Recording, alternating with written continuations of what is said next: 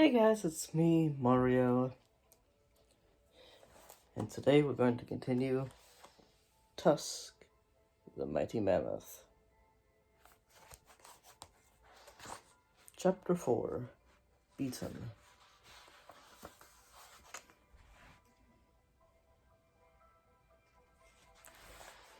How you guys doing today? Hope you're doing well.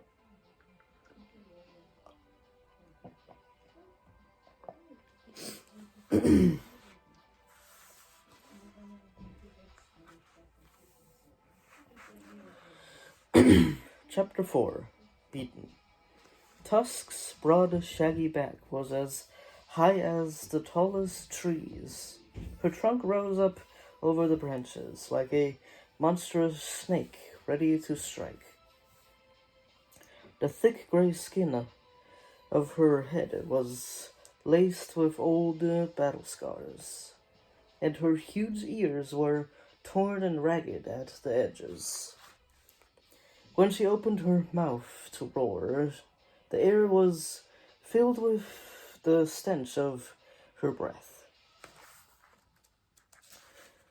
Tom found himself staring in terror down a great red throat, wide enough to swallow him whole. But most fearsome of all were her long, curved golden tusks, their sides scored with deep scratches, their points razor sharp. Now he understood what Furno had meant by twin blades. From their ends dripped thick, slimy liquid. It stank horridly. The mighty beast carried towards Tom, an evil glint in her eyes. He only had time to raise his shield in defense before she was upon him. Storm reared up, neighing in fear, and lurched to one side. Tom gasped with relief as the mammoth's head just missed them, her trunk rearing up as she bellowed with rage. Then his stomach dropped as he felt himself slip from the saddle. "No!" he cried. He threw out his hands to break his fall and felt the skin being scraped off his palms as he crashed through the dead plants. The force with which he landed drove the air from his lungs, and he lay gasping on the ground.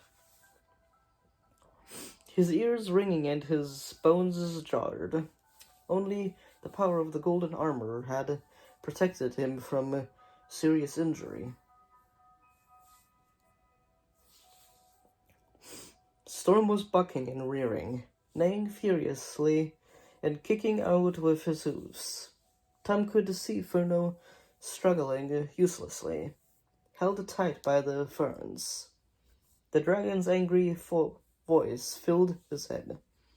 Tusk ignored the horse and the dragon, turning instead to fix her red eyes on Tom. He scrambled to his feet, backing away through the trees, his shield up, his sword in his fist. "Come on, I'm ready for you," he shouted. The mammoth stomped towards him, her golden tusks skeething through the trees. But even as Tom struggled to think of a way to fight the beast, he noticed an amber jewel embedded in one of the tusks, another token for the magic belt. But how was he going to get hold of it? Then a familiar mocking laughter echoed through the stifling air of the forest. "Marvel, he hissed, looking around him for some sign of the evil wizard. "You will never defeat Tusk," said the cruel, cold voice. "She will crush you like an insignificant insect." Anger flared through Tom. He brandished his sword and shouted, "While there is blood in my veins, I will defeat every beast you send. Every beast you send." Melville's laughter filled his ears, but Tom wasn't going to turn back from his quest. Tusk was standing in an area of crushed trees, watching Tom with her evil eyes.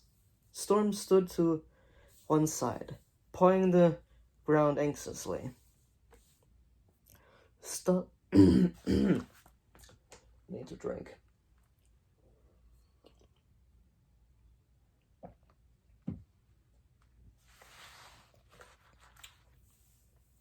Tom sprung towards the mammoth, leaping high, his sword swirling.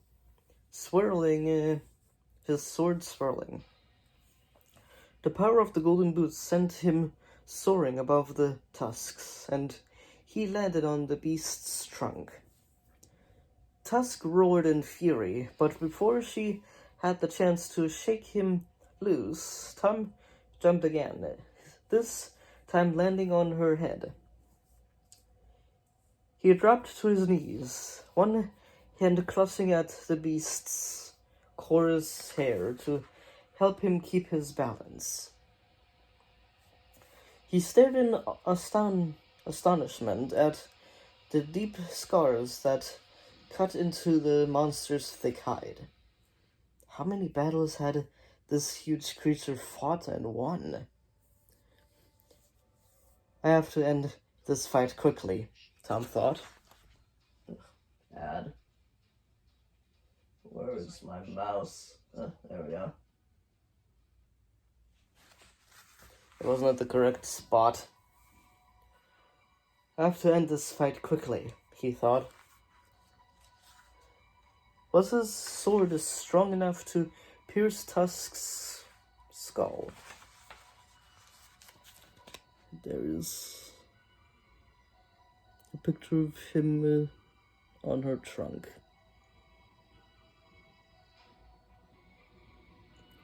I'm gonna show it for a few seconds because why not? The art in this is too good to not to, so. He lifted his blade, ready to plunge it down into the beast's head.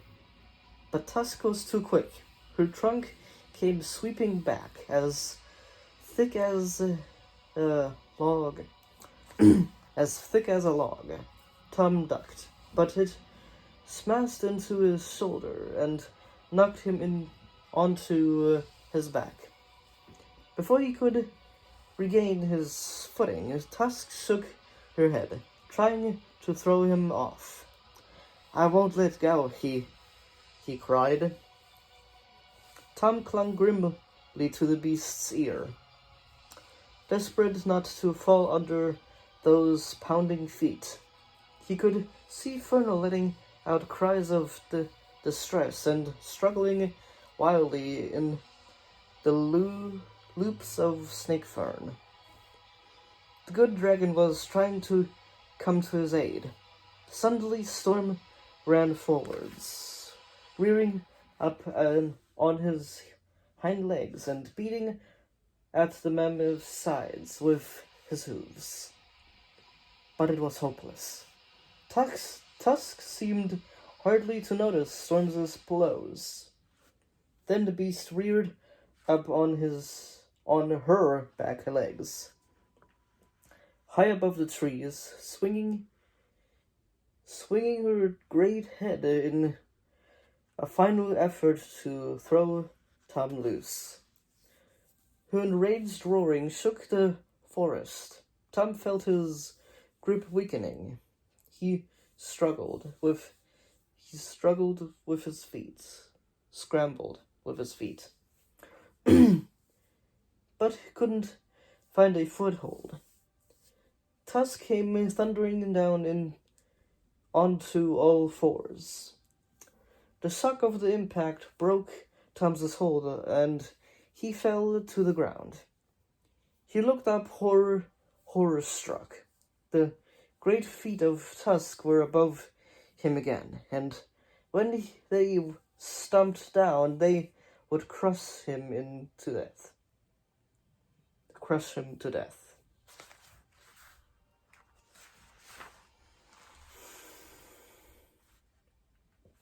That was chapter 4.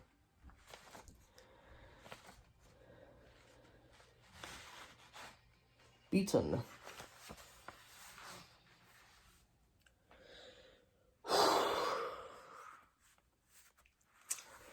Things aren't going too good.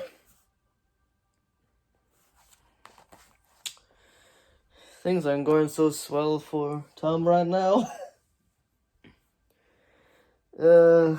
Oh boy.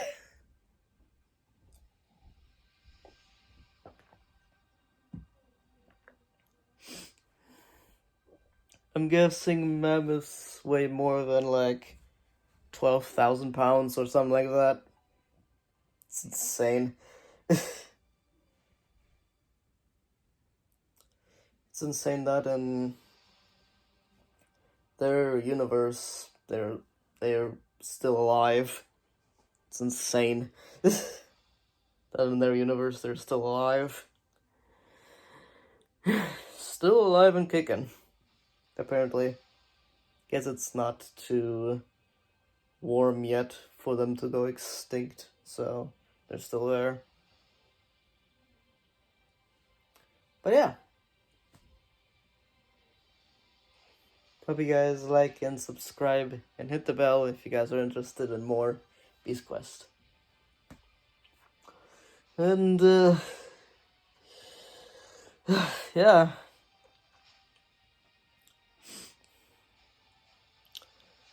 We're like halfway done with this book.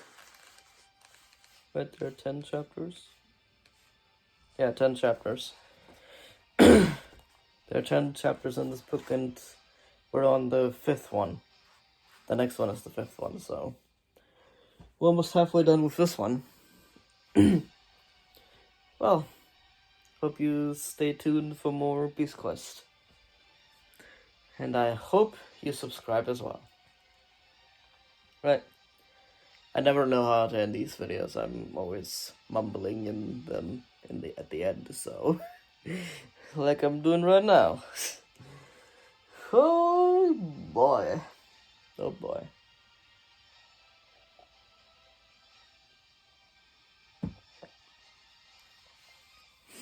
Hope you guys like, subscribe. I've already said the outro.